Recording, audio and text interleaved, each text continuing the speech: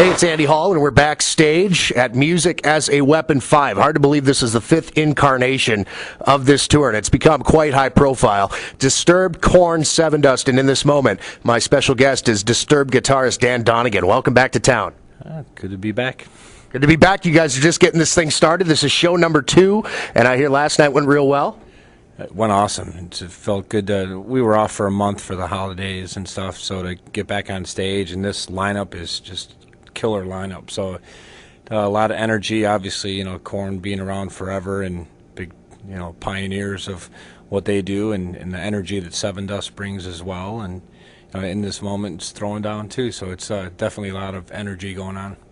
How do you hook something like this up where you get such high-profile acts on a tour like this? Because the Music as a Weapon is, by name, Disturbed's tour. Well, you know, we've been trying to brand that tour for a long time now, and trying to find bands that we're fans of, bands that we feel add a lot of value to the tour. And over the years, you know, we've done that. And earlier in last summer, when Korn was out on the Mayhem tour, they passed through town, through Chicago, and we, after the show, we had gone up on Jonathan Davis's bus, and we're just, David was up there too, talking to him and saying, you know, we really need to team up again. It's been a while. And we've done Ozfest with them before, and we did the Pop Sucks tour, which was their tour back in, I don't know, maybe 2003 or something like that.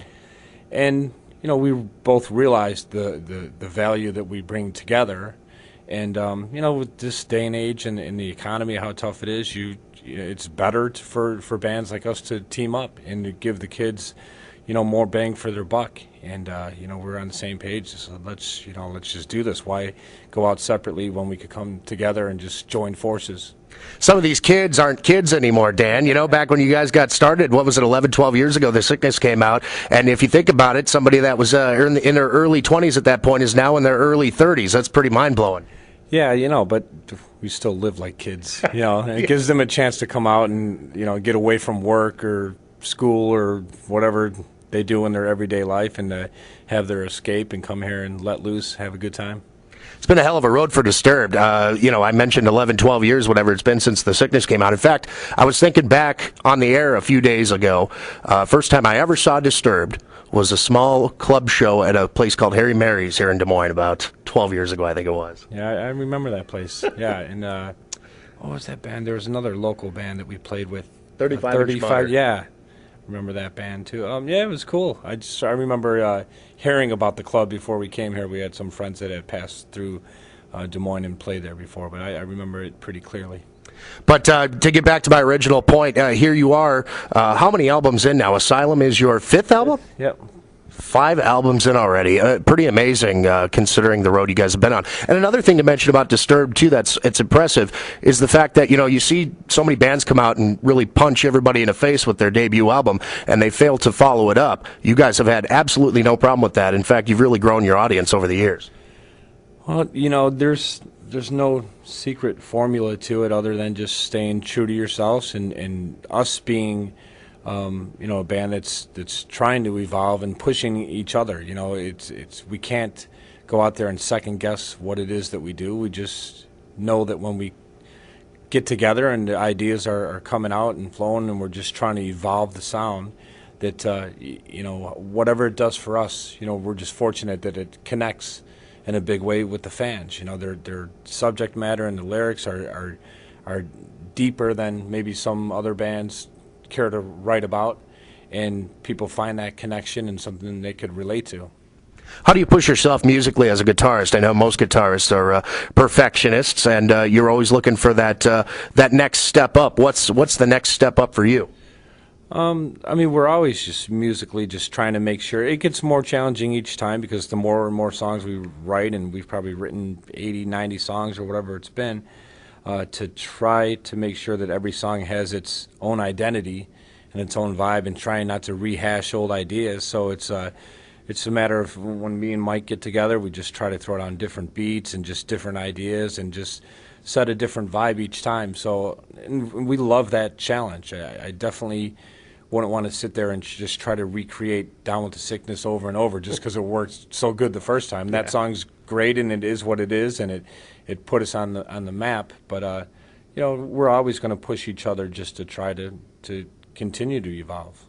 That said, you still have a lot of fun playing songs like that when you would play live shows. You don't really get sick of it, do you? I always thought, before we got to this level, I thought, oh God, how's it going to be if we have to play these songs the rest of our lives?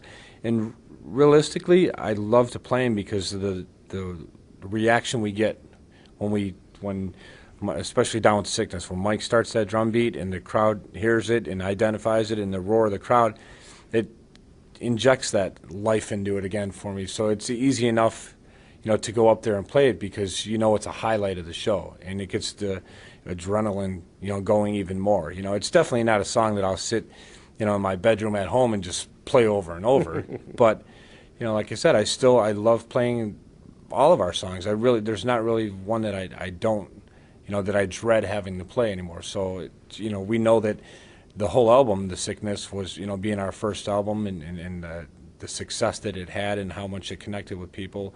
It's always good to see that reaction when we do Stupefy or The Game and all those songs as well, too. It keeps it exciting for us. Are there things you can do as a musician to keep those songs a little more fresh? Are there changes you make to the song every so often?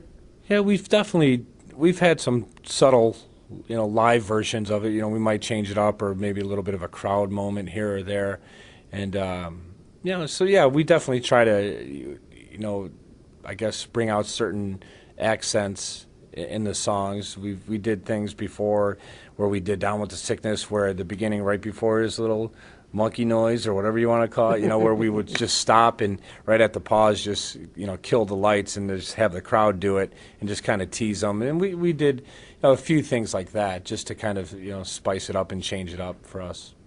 What are some of your favorite songs on Asylum? There's so many great songs on this album. It's impossible to single out, any certain song because they are so personal to all of us. But I guess the unfortunate thing is, when we don't have as long of a set to do on a tour like this because we don't have the time with 4 bands on here, there's a lot of times there's songs we don't get to play, So I think even, the further along we get in our career, there's songs that we've written and recorded, and we've, even off the last album, Indestructible, there's songs that we never really had a chance to play live yet just because we'd have to have a 3-hour set to be able to do some of that.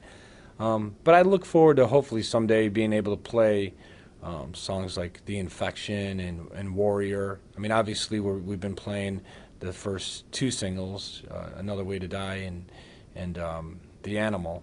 But we'll be in the dressing room just warming up and stuff, and then a lot of times I get around to playing The Infection and Warrior and Never Again, just some of the more energetic tracks and that. So hopefully someday we'll have a long enough set again to be able to try some of those out live as well. That is the blessing and the curse, kids, of being such a successful rock act, is the fact that you really do only have so much time up on stage. As much as we'd like Dan and the rest of the guys in Disturbed to play for 4 hours, that's simply not the case at these shows, but you do what you can for the fans.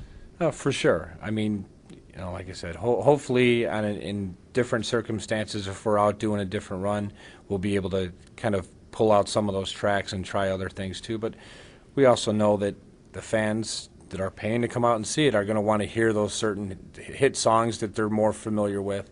And like I said, it also makes it exciting for us to play because if that's going to get them energized, then it translates into the way we perform then. This is how we make a happier planet Earth. You hear that? Dan Donegan, my special guest from Disturbed. Thanks for having me back here, man. Thank you. Have a great show tonight. Backstage with Disturbed, it's Andy Hall for Lazer 103.3.